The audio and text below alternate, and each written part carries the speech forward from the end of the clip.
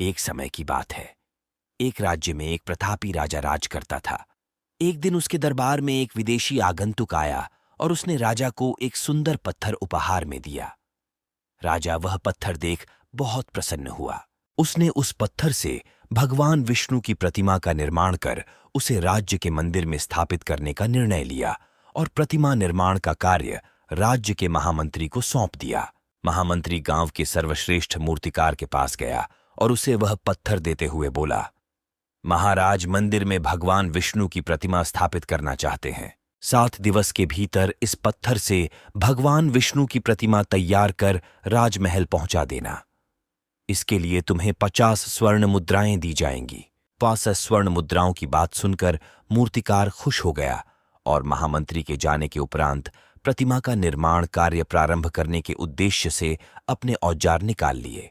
अपने औजारों में से उसने एक हथौड़ा लिया और पत्थर तोड़ने के लिए उस पर हथौड़े से वार करने लगा, किंतु पत्थर जस का तस रहा।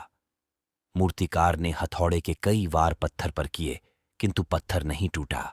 50 बार प्रयास करने के उपरांत मूर्तिकार ने अंतिम बार प्रयास करने के उद्देश्य से हथौड़ा उठाया, किंतु यह सोचकर हथौड़े पर प्रहार करने के पूर्व ही उसने हाथ खींच लिया कि जब 50 बार वार करने से पत्थर नहीं टूटा तो अब क्या टूटेगा। वह पत्थर लेकर वापस महामंत्री के पास गया और उसे यह कह वापस कर आया कि इस पत्थर को तोड़ना नामुमकिन है, इसलिए इससे भगवान विष्णु की प्रतिमा नहीं बन सकती। महामंत्री को राजा का आदेश हर स्थिति में पूर्ण करना था, इसलिए उसने भगवान विष्णु की प्रतिमा निर्मित करने का कार्य गांव के एक साधारण से मूर्तिकार को सौंप दिया। पत्थर लेकर मूर्तिकार ने महामंत्री के सामने ही उस पर हथौड़े से प्रहार किया और वह पत्थर एक बार में ही टूट गया। पत्थर टूटने के बाद मूर्तिकार प्रतिमा बनाने में जुट गया।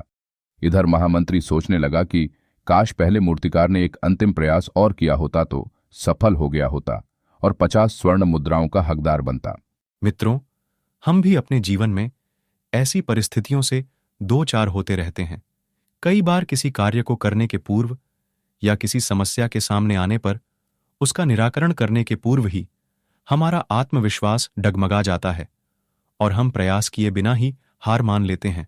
कई बार हम 1-2 प्रयास में असफलता मिलने पर आगे प्रयास करना छोड़ देते हैं, जबकि हो सकता है कि कुछ प्रयास और करने पर कार्य पूर्ण हो जाता या समस्या का समाधान हो जाता। यदि जीवन में सफलता प्राप्त करनी है तो बार बार असफल होने पर भी तब तक प्रयास करना नहीं छोड़ना चाहिए जब तक सफलता नहीं मिल जाती। क्या पता जिस प्रयास को करने के पूर्व हम हाथ खींच लें वही हमारा अंतिम प्रयास हो और उसमें हमें कामयाबी प्राप्त हो जाए।